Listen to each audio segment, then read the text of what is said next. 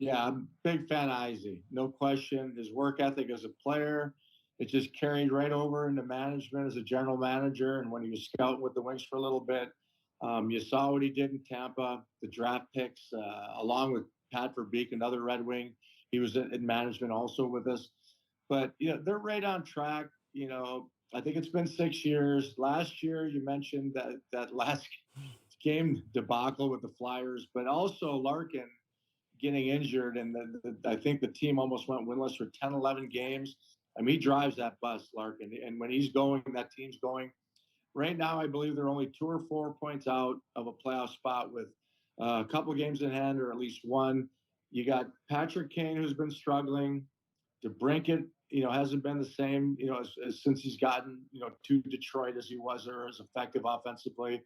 And then Kaner, he got a goal and a beautiful assist last night. At this point, you can say what you want, the Yzer-plan or whatever, but those guys will admit they're struggling, and you're just waiting for them to come out of that. And once they get going, I think they're going to be a team that can make the playoffs. And then goaltending hasn't been the problem, but they need someone a goalie that's going to step up. And I think they got a kid at State, I believe. Yes, they do. That's coming up in 2 years. Supposed to be one of the best in the country. And as we all know, you have a goaltender. Look what they got Vasilevsky a little later in the draft.